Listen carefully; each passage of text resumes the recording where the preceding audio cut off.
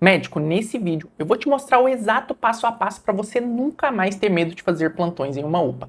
Mesmo que você seja o único médico do plantão, ou mesmo que você trabalhe em um local completamente sem recursos. Estratégias que eu comecei a criar quando eu era médico recém-formado e que hoje são utilizadas por mais de 1000 alunos dos nossos programas. E o melhor de tudo é que você vai sair desse vídeo podendo começar a aplicá-las hoje mesmo. Então bora lá, bora dominar o plantão e vamos começar o conteúdo aqui, tá? Beleza. Primeira coisa, eu dividi para vocês, para ficar mais didático, em duas etapas em que vocês vão se preparar. Etapa 1, pré-plantão, ou seja, antes de você ir para o plantão, você já pode fazer algumas coisas, e aí eu trouxe 3 coisas aqui bem práticas para vocês já aplicarem, e depois etapa 2, durante o plantão. Eu vou dar 3 dicas valiosas para cada uma dessas etapas aqui, coisas que vocês já vão começar a fazer a partir de hoje mesmo. E eu vou mostrar em uma delas como que esse autor aqui, Napoleon Hill, não sei se você conhece, autor de Mais Esperto que o Diabo, Quem Pensa Enriquece, eu vou te mostrar como que esse autor aqui me ajudou a fazer uma mudança aqui no meu atendimento, que também me ajudou muito a me sentir mais confiante e seguro para fazer esse tipo de plantão e que eu tenho certeza que vai ser aplicável aí para você. Então vamos lá, partindo para a parte de pré-plantão. Primeira coisa que eu preciso te falar, desculpa a sinceridade, você não sabe estudar. Você não sabe estudar, principalmente quando eu estou falando para se preparar para um plantão. Mas fica tranquilo, isso não é culpa sua, tá? A faculdade, ela te modelou de uma forma que não é para que você tenha segurança para praticar, para fazer a parte prática da medicina. Não é. A faculdade é focada em teoria, é focada em fazer prova, e nem no internato, que deveria ser um momento de prática, a gente tem realmente prática. Não sei como que foi o seu internato, mas o meu era completamente ambulatorial. Muitas vezes a gente ficava ali meio que de cone mesmo, só observando as coisas acontecerem. O preceptor, que em teoria deveria estar ali para ensinar as coisas para a gente, muitas vezes era só um plantonista. Ele nem era preceptor da faculdade, então ele estava ali para resolver a vida do paciente, ele não estava ali para ensinar ninguém, né? E outro problema é que a medicina, ela é baseada em literatura que não é uma literatura brasileira. A gente não produz muito cientificamente. Por exemplo, eu gosto de estudar bastante terapia intensiva. De onde são os estudos? UTIs na França, na Inglaterra, nos Estados Unidos, onde a realidade é muito diferente da nossa. O que é o problema disso? Eu chego na UPA, vou prescrever uma coisa que eu aprendi no livro, vou solicitar uma coisa que eu aprendi no livro e simplesmente não vai ter esse recurso disponível. Quando tem a equipe não sabe nem usar, enfim, é aquela confusão. Por exemplo, o ACLS, que é um curso maravilhoso, inclusive se você não fez, faça, tá? Ele ensina pra gente que a gente, na hora de atender uma PCR, a gente deve dividir as funções. Então a gente divide ali entre 7, 8 pessoas, cada um faz uma coisa e tudo bem, né? Lindo tocar a parada. Só que, gente, fazendo plantão em UPA, não sei se você já chegou a fazer algum, ou pelo menos já tem acompanhado. Quando que você tem 7, 8 pessoas disponíveis para poder participar de uma parada? A não ser que você mobilize a UPA inteira, chama até o segurança ou o familiar para te ajudar, não vai ter como.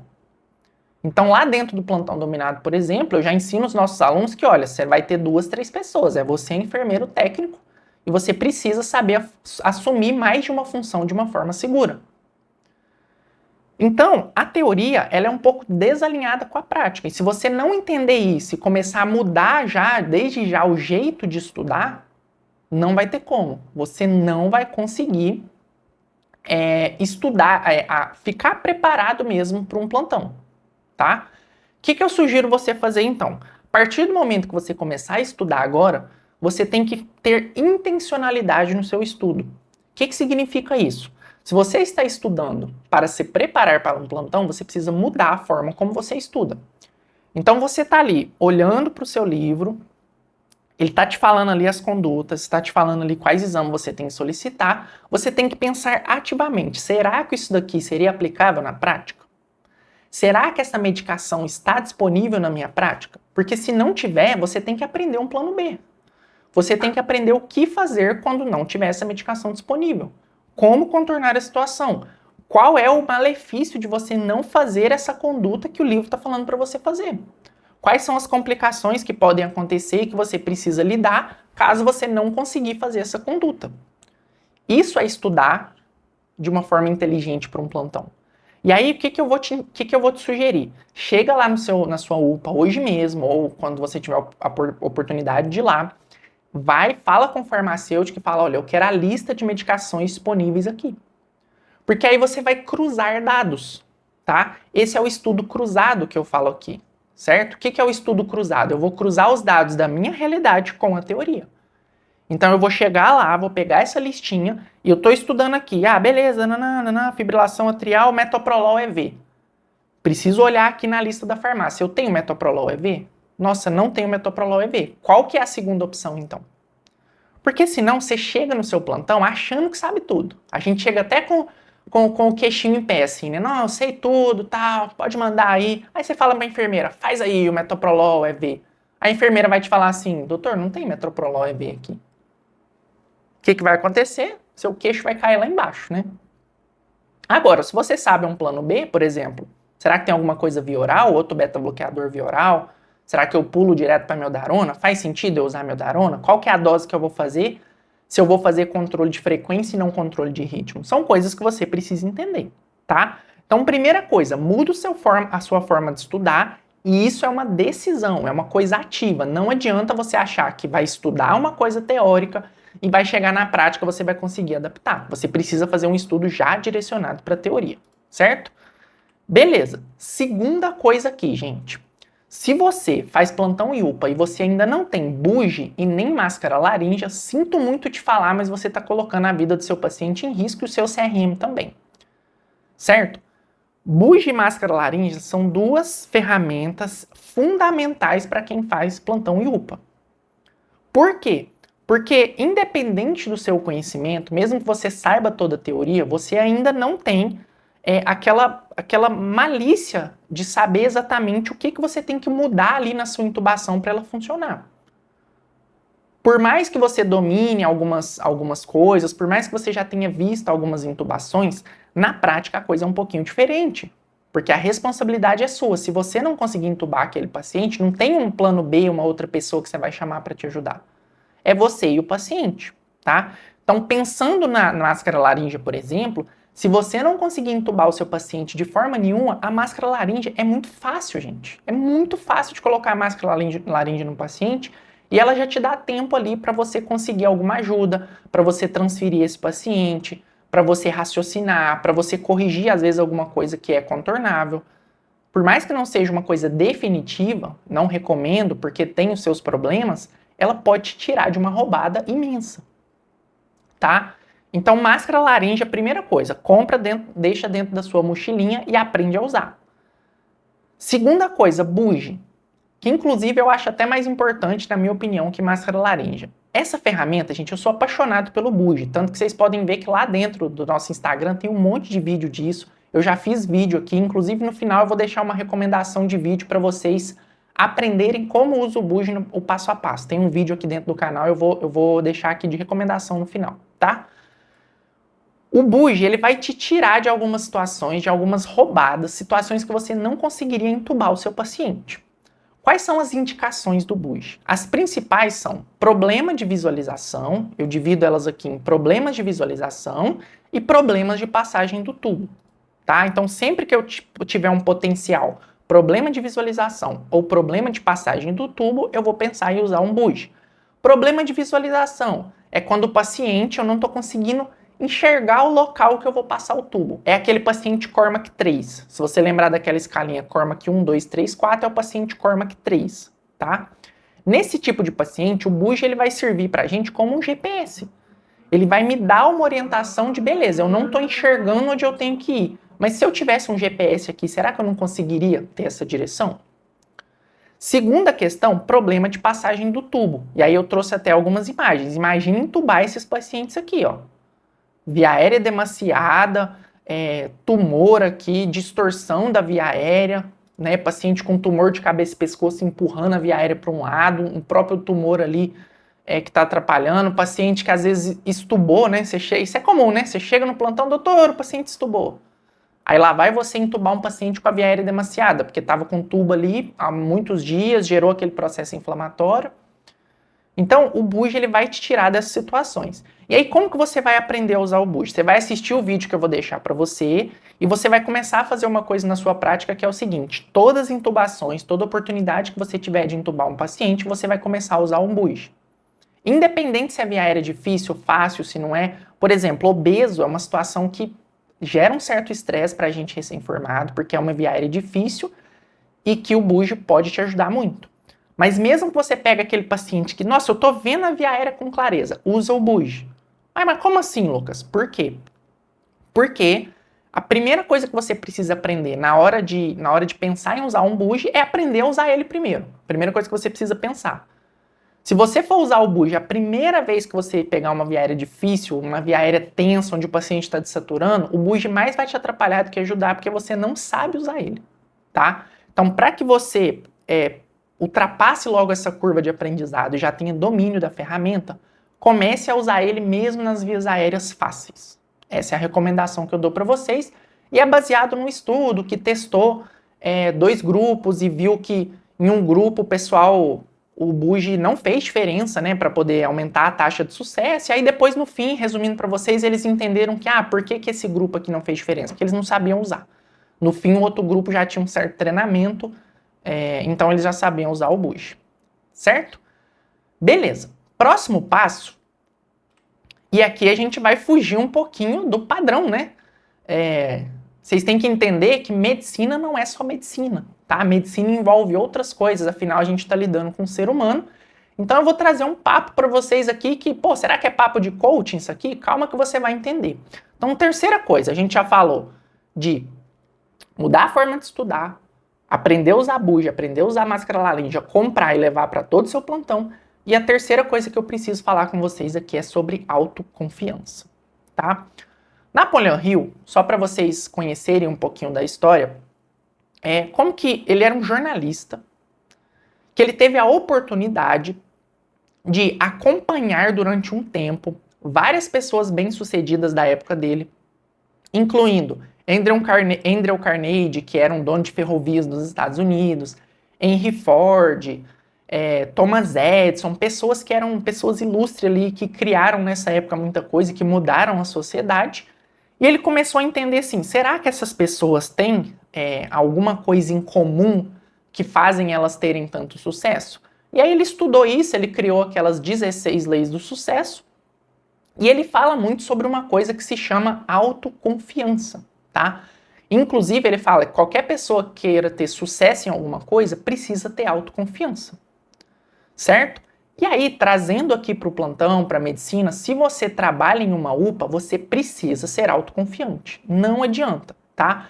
Tem uma frase famosa dele que fala o seguinte, que é, se você não acreditar em si mesmo, ninguém acreditará em você. E tem uma outra que fala, a maioria dos fracassos reais se deve a limitações que os homens impõem a si mesmos em suas próprias mentes. Ou seja, gente, por mais que você saiba medicina, por mais que você saiba teoria, por mais que você tenha feito 6 anos de faculdade, por mais que você tirava notas boas, se você não acredita em si mesmo, nada disso vai te adiantar. Vai chegar na hora, você vai travar, você vai esquecer o que você já sabe, você vai se sabotar. Então você precisa trabalhar a sua autoconfiança. Teve um aluno nosso aqui, do Plantão Dominado, que ele entrou, ele era um aluno assim, sensacional. Ele só tirava notão na faculdade, ele sabia tudo de teoria, só que ele estava tendo muita dificuldade nos plantões. Inclusive, quando ele procurou a gente, ele estava pensando em desistir dos plantões.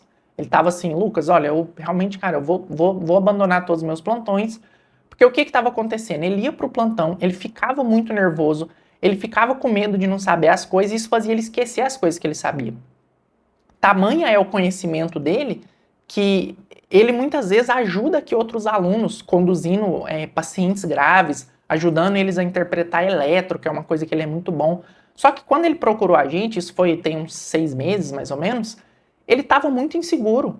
E eu nem entendia por quê, porque eu vi que ele tinha bastante conhecimento teórico.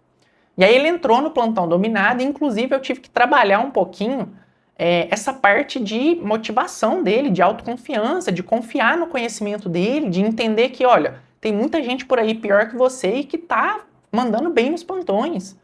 Você sabe, você só precisa aprender a organizar o seu pensamento, ficar mais tranquilo. Então a gente trabalhou bastante isso com ele. Inclusive eu pedi para ele ler esse livro aqui, Atitude Mental Positiva, né, para você ver que lá dentro do Plantão Dominado não é sobre medicina, é muito mais do que medicina. Eu pego na mão mesmo de cada aluno ali e eu não fico feliz enquanto eu não resolver o problema dele, porque eu sei como dói a gente ir para um plantão e não ter segurança, a gente ficar com medo. É muito frustrante, né, gente? A gente ficar 6 anos e não conseguir fazer o básico que a gente deveria conseguir fazer.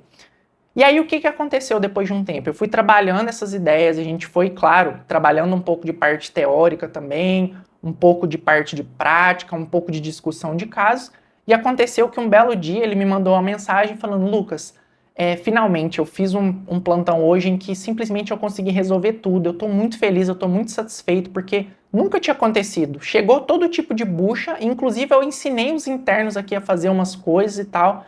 Então, assim, vocês precisam trabalhar a mentalidade, a confiança de vocês também. Essa mudança de se tornar um plantonista seguro, ela começa de dentro para fora.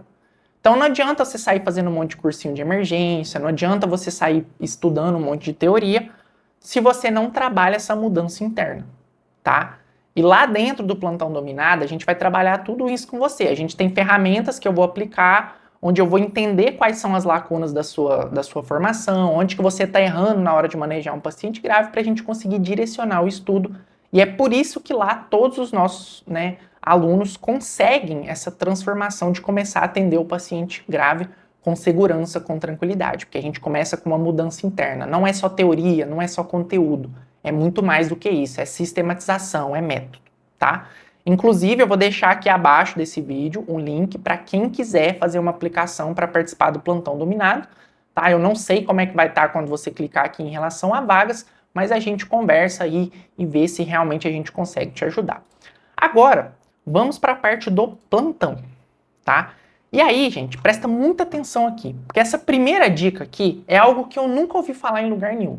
Eu acredito, pode estar sendo um pouquinho prepotente falar isso, mas eu sou a primeira pessoa que ensina isso daqui, pelo menos eu nunca vi ninguém ensinar. Então presta muita atenção que isso aqui vai fazer muita diferença no seu plantão, tá? Então partindo agora para a parte do intraplantão, vamos dizer assim, eu quero te ensinar o seguinte. Primeira coisa, trate todos como idosos. Como assim? Trate todos como idosos. É o seguinte, quando eu vou fazer o meu plantão, quando eu vou manejar um paciente, eu preciso pensar naqueles pacientes que têm risco maior de dar problema, de da coisa dar errado, da coisa desandar. E quando eu estou colocando esses pacientes em grupos, tem alguns grupos especiais em que eu vou pensar nisso, certo? Imunossuprimidos, etc, etc. E o idoso, ele é esse grupo. Tamanha a prova disso que se você for ler na literatura, acho que está um pouco pequeno aqui, deixa eu tentar dar um zoom. Ó, se você for ler na literatura, isso aqui, por exemplo, é uma recomendação de sedação para fazer procedimentos na emergência. Se você observar bem aqui, isso aqui é do UpToDate, eles sempre separam uma recomendação separada para os pacientes idosos. Então, older adult, né? São os idosos. Então, por exemplo, ó, older adults têm um risco aumentado de complicações, né, durante a PSA aqui, que é sedação para procedimento, tá? Como resultado, os sedativos devem ser administrados com uma dose, uma lower starting dose aqui, uma dose menor, né, inicial, e uma taxa de administração menor. E aí você repete a dose em intervalos menores. Outra recomendação aqui, ó. Tava falando especificamente de, se eu não me engano, aqui do Propofol. Então, older adults, ele separa de novo. Nos pacientes idosos, reduza a dose de 20% a 60% comparado a um jovem saudável, certo? Administre lentamente, blá, blá, blá, blá, blá, blá, blá, blá, blá, o bolus inicial não deve ceder, etc, etc, tá? Ou seja, gente, o que significa isso daqui? Isso aqui significa que quando eu estou pensando em um paciente idoso, eu preciso tratar ele de uma forma diferente, certo? Isso aqui você já deve ter entendido. Agora, o que eu quero te ensinar aqui? Se você faz plantões de UPA, eu te recomendo tratar todos os pacientes como idosos, principalmente aqueles pacientes com potencial de gravidade. Por quê? Porque uma coisa é, eu estou num grande centro, eu vou fazer uma medicação para um paciente, pode ser que ele tenha 40 anos, não seja idoso, e sei lá, ele fique hipotenso. Tranquilo, né, gente? Bota esse paciente na UTI, inicia uma expansão volêmica, inicia uma droga vasoativa, vou monitorizar. Agora, e na UPA? Onde muitas vezes você não vai ter um monitor, onde o caos está acontecendo, a porta está lotada, os pacientes estão querendo brigar lá, entrar de qualquer jeito para poder ser atendido, a ficha verde que está lá esperando há 2 horas. E você, no meio daquela confusão, você ainda não tem sala de estabilização. Se o paciente rebaixar, você não consegue entubar porque não tem material direito, a equipe é despreparada. Nesse cenário, gente, você tem que evitar ao máximo que o paciente instabilize. Então, para que você evite essa instabilização, eu sugiro a partir de agora que você trate todo mundo como idoso. Ou seja, para todas as drogas potencialmente hipotensoras, você vai ter uma atenção redobrada. O que você vai fazer? Você vai fazer, lembra ali? Slow, né? Como é que ele fala aqui? A palavra é slow, administração lenta, né? Administração lenta, certo? E dose reduzida. Quais são as medicações potencialmente hipotensoras? A lista é grande, mas eu trouxe algumas principais que a gente pode usar no cenário aí de plantão. Midazolam, fentanil, propofol, morfina, vasodilatadores, amiodarona, diuréticos e beta-bloqueadores. Sempre que você for lidar com essas medicações, cuidado com a combinação entre elas. Por exemplo, midazolam e fentanil, não faça midazolam e fentanil para entubar numa UPA, não faça, tá? Vai dar errado. Faça só o midazolam, fentanil não é obrigatório a analgesia na sequência rápida de intubação mais, já tem muito tempo isso, tá? Evite fazer dose cheia dessas medicações, midazolam, propofol. Cuidado na hora de iniciar vasodilatador, por exemplo, um paciente que chega com dor torácica, vai com calma, vai devagar, inicia dose baixa, avalia a volemia do paciente. Cuidado com a amiodarona, beta-bloque, tá? Na hora de você for controlar frequência, às vezes você pode baixar a frequência demais e isso ter reflexo na frequência, na pressão do paciente, certo? Então, assim, imagine que todo mundo é idoso, não interessa a idade, vá com calma, tira o pé um pouquinho, tá? Parece pouca coisa isso daqui, mas já vai fazer muita diferença aí no seu plantão, beleza? Segunda coisa, gotejamento. Deixa eu te falar uma coisa, se você faz plantão na UPA, você precisa aprender a mexer com gotejamento. Não tem jeito, não tem outro caminho, você precisa aprender isso aqui hoje, para ontem, na verdade. Por quê? Porque ou a sua UPA não vai ter bomba de infusão, que é o primeiro problema, ou se você tiver bomba de infusão, caso tenha bomba de infusão, você vai ter 1, 2. Então você precisa economizar essa bomba de infusão. O que eu te sugiro então? Quando não for essencial usar a bomba de infusão, se você tiver a bomba de infusão, guarda para um paciente que talvez vai precisar de uma forma que não tem jeito de você fazer uma medicação que não seja em bomba de infusão. Por exemplo, sei lá, repor um eletrólito, é ruim de repor sem bomba de infusão. Um paciente muito grave que está com 3, 4 drogas, é difícil a gente fazer tudo sem bomba de infusão. Então, se você vai fazer uma reposição que não seja uma coisa que tenha que medir demais, ou alguma medicação que você vai deixar correr um tempinho mais, um soro, alguma coisa, não faça bomba de infusão. Por mais que você tenha que calcular o tempo que vai correr, faça em gotejamento, tá? E aí, como que eu faço gotejamento? Eu vou te explicar aqui. Então, beleza, vamos lá. Ó, não tenho bomba de infusão. E agora? Primeira coisa que você tem que entender é o seguinte, deixa eu ver se eu coloquei aqui a conta. Beleza, eu coloquei a continha aqui. Primeira coisa que você tem que entender é o seguinte, 1 ml equivale a 20 gotas ou 60 microgotas. O que é gota e microgota? É basicamente o tipo do equipo lá que você vai ter. Ou você vai ter um equipo de gota, ou você vai ter um equipo de microgotas. Equipo. Lucas, como é que eu sei isso? Pergunta a enfermeira, pergunta a farmácia que ela vai saber te falar, tá? 1 ml, então, é 20 gotas ou 60 microgotas. Ou seja, você vai usar essa formulazinha aqui, ó. Vou botar em negrita aqui para você. ml hora, como que você vai converter? Você vai multiplicar o ml hora vezes o equipo, ou seja, se é 20 ou se é 60, e vai dividir no final por 60, tá? Vamos fazer uma junto para você entender. Vamos supor que eu preciso usar noradrenalina para o meu paciente. Como é que eu monto uma bomba de noradrenalina? 4 ampolas, 16 mg, mais 234 ml de soro fisiológico. Isso vai dar uma solução completa de 250 ml, com uma concentração de 16 microgramas por ml, tá? Continha básica aí que você pode fazer. Qual que é a dose que eu vou iniciar para o meu paciente? A dose vai de 0,01 micrograma quilo minuto até, aí depende da literatura, tem literatura que considera 2, 3 micrograma quilo minuto. Mas vamos supor que você vai começar uma dose ali de 0,1. O paciente está chocado, eu vou iniciar uma dose um pouquinho mais alta do que o habitual 0,01. Vou iniciar com 0,1 para esse paciente, ele está bem chocado, depois qualquer coisa eu vou desmamando. Beleza.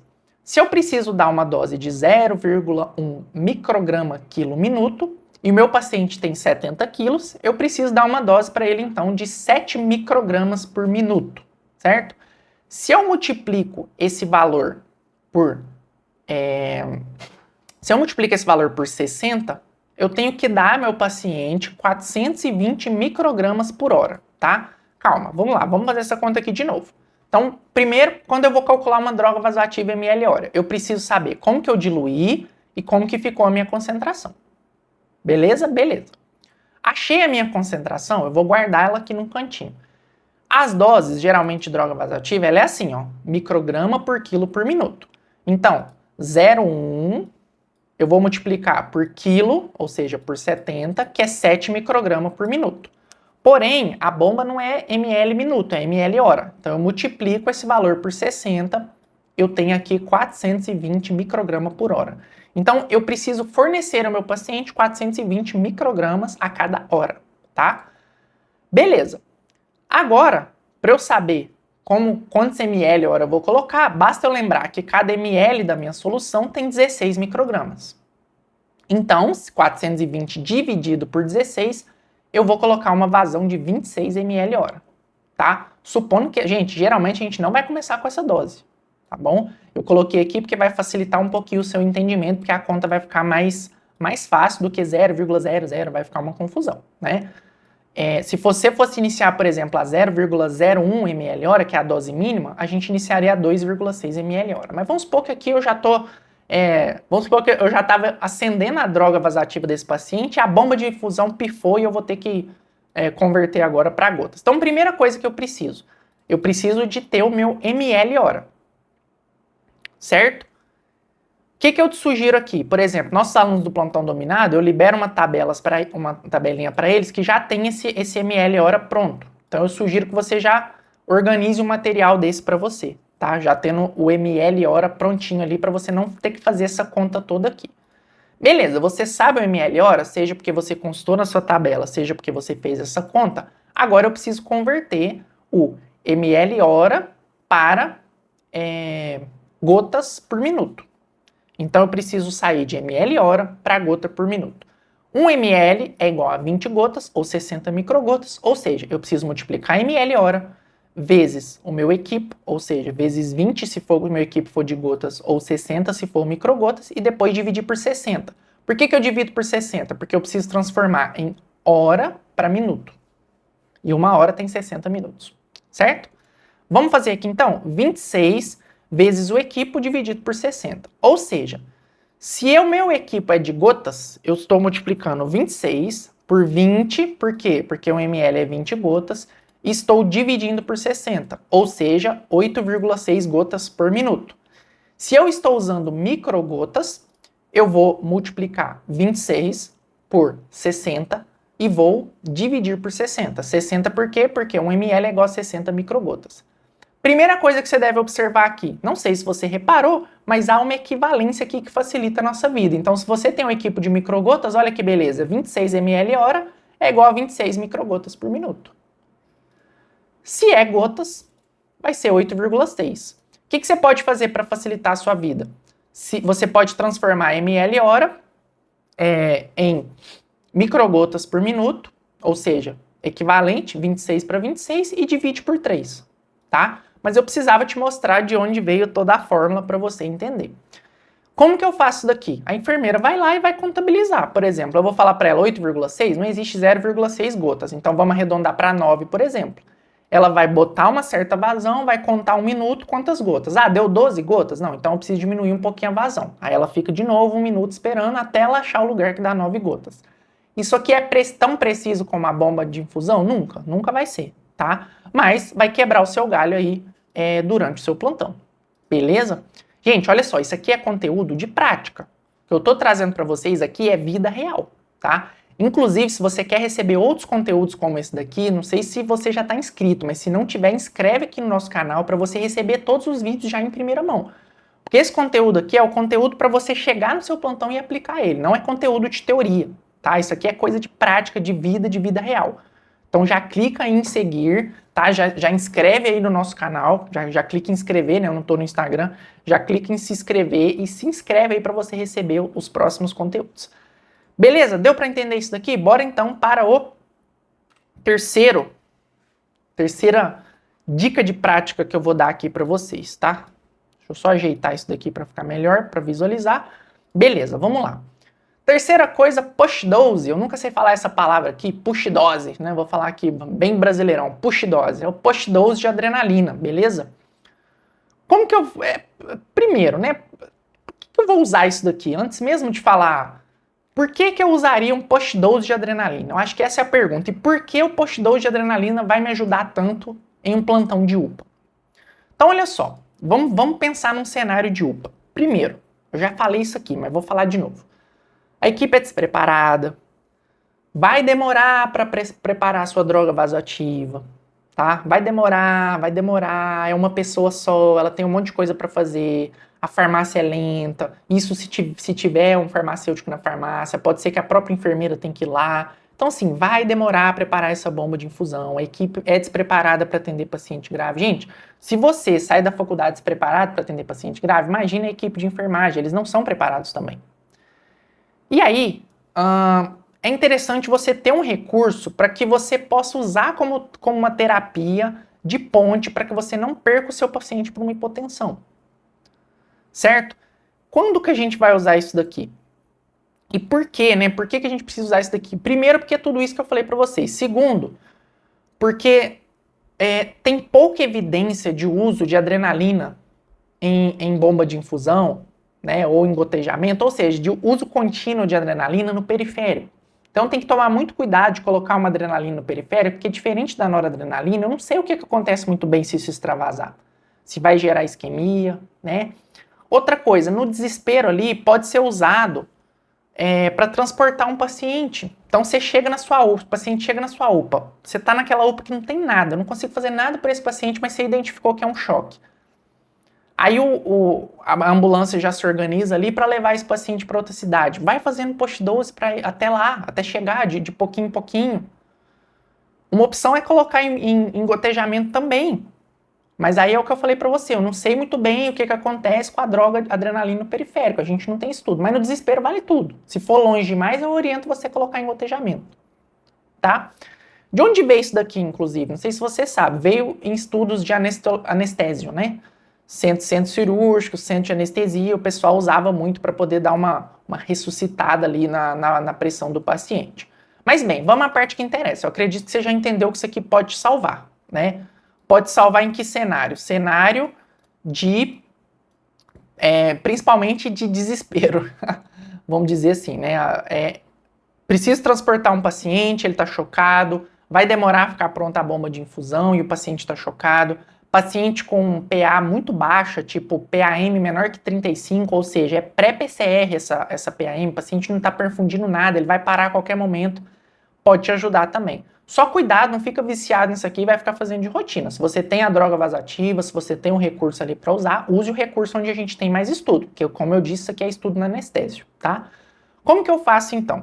Existe um monte de forma de fazer isso daqui, tá? Eu vou passar para vocês uma forma que eu gosto e vou dar inclusive uma diquinha a mais aqui para vocês, que é o seguinte. Você vai diluir uma ampola de adrenalina em aquela ampolinha pequena, pede para a enfermeira tirar 1 ml dela e jogar fora, vai ficar 9 ml então de soro fisiológico, né? Ou NaCl ali, 0,9%. Beleza, diluir isso. Diluir 1 ml em 9 ml. Eu vou tirar 1 ml dessa solução, aspiro 1 ml depois de diluir e vou jogar num frasquinho desse aqui de 99 ml, tá? Qual que é a dica que eu dou para você? Chegou no seu plantão, tem paciente potencialmente grave ou é um local que você trabalha que você já está acostumado as coisas a desandar ali, não tem o recurso, não tem a bomba de infusão, a equipe é lenta para poder montar a bomba, já deixa isso daqui preparado.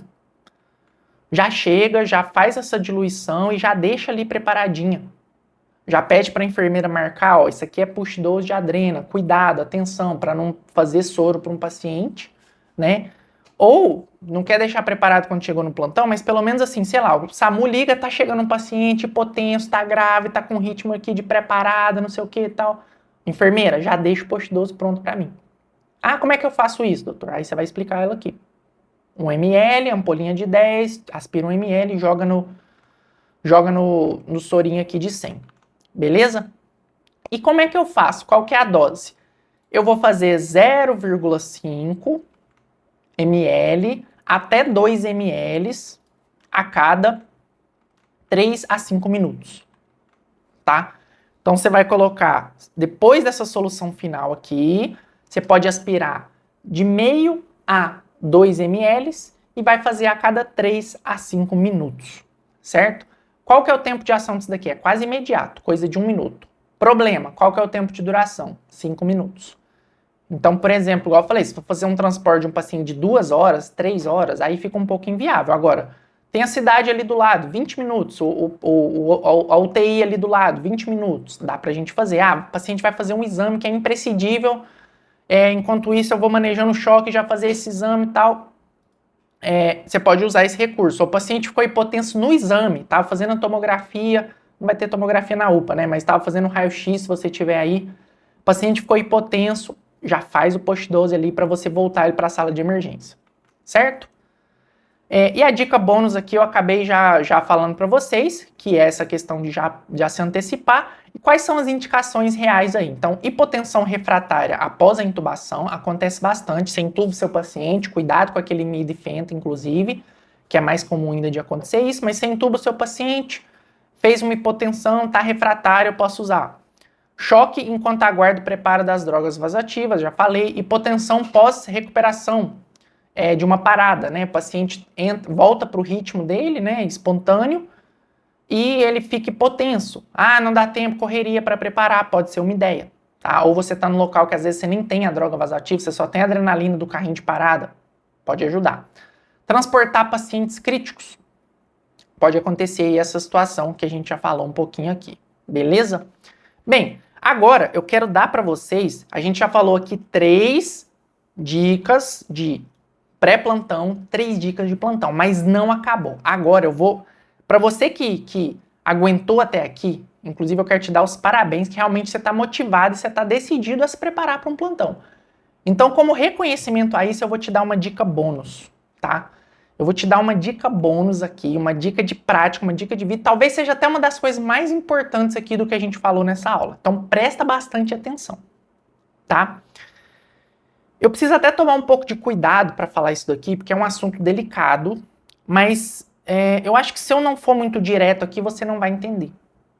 E eu vou ser bem direto então, mas com toda a delicadeza de que eu não estou querendo ofender ninguém ao falar isso daqui, tá? Mas não confie totalmente no que a equipe do plantão de UPA vai falar para você, tá? Eu já tive vários problemas aqui com alunos de pessoas do plantão, tipo enfermeiro, às vezes até médico mesmo mais velho, tá, gente? Às vezes tem um plantão ali que você faz de dupla e é um médico mais velho, mas às vezes é o próprio enfermeiro, é o técnico de enfermagem, é um fisioterapeuta, é uma pessoa que nem é da área da saúde e vai dar palpite ali no que você vai fazer. Então, se você trabalha em UPA, se você trabalha nesses locais, cuidado com o que você vai seguir, tá? Inclusive, eu levei um pouco de tempo para aprender isso, porque eu pensava assim, não, como eu sou novata aqui, eu tenho que seguir tudo que o pessoal fala, eles já sabem mais, eles já são velhos da casa. E cuidado, porque às vezes essas pessoas vão mais te atrapalhar do que te ajudar. Elas vão te ensinar coisa errada, elas vão fazer coisas que vão prejudicar o paciente. E adivinha, quem tá lá dando o carimbinho é você. Então é técnica de enfermagem, a enfermeira vem e fala uma besteira para você, quem que vai carimbar? É você. E aí lá no processo depois, não adianta você falar assim, não, mas é a enfermeira que mandou eu fazer. Não adianta, porque você carimbou, você é o médico, você é o tomador de decisões. Então, cuidado com isso, porque eu demorei para aprender isso daqui, provavelmente fiz um monte de besteira também, assim como você pode ter feito ou ainda vai fazer, caso você não começar a prestar atenção nisso daqui e começar a seguir as suas ideias, tá? Então, a enfermeira, o médico mais velho, eles têm alguns hábitos que eles acham que, tipo assim, já fiz várias vezes, então funciona. Mas não é assim, gente. A gente precisa seguir literatura, adaptando para a realidade prática sempre, mas a gente precisa seguir literatura. Medicina é uma ciência, não é achismo. Certo? Então toma muito cuidado com isso. E para que você consiga bater de frente com uma enfermeira, para que você consiga bater de frente com um médico mais velho, você precisa ter conhecimento. Você precisa, caso você não tenha o conhecimento ainda, ter pelo menos uma pessoa de confiança para você discutir isso daqui. Para você poder perguntar, olha, fulano me falou aqui que é para fazer isso daqui, tá certo? Ou ela tá viajando? Você precisa ter esse alguém para poder te ajudar se você não tem o conhecimento todo ainda, certo? E se você quiser esse tipo de orientação, já falei que eu deixei o link para você aqui, tá? Se aplica lá para o nosso programa, para o Plantão Dominado, onde a gente vai estar com você ali juntinho para te ajudar nisso. É ali que eu te dou orientações, você pode mandar para a gente o caso para a gente poder discutir com você, você pode pedir ali uma orientação, então já é uma segurança a mais para você ver se você não está fazendo besteira, tá? E é onde você vai aprender esses conhecimentos reais, esses conhecimentos de prática, para que você consiga bater de frente com essas pessoas que muitas vezes estão ali para te atrapalhar, estão ali para te atrapalhar, certo? Então, para você que chegou até aqui, eu deixo agora o vídeo para você aqui sobre bugie, aprenda a usar o bugie, aprenda a usar a máscara laríngea e já adquira aí para você levar já para o seu próximo plantão. Então eu te espero lá nesse vídeo para que você aprenda o passo a passo real do bugie, vou deixar para você aqui o link. Tchau, tchau.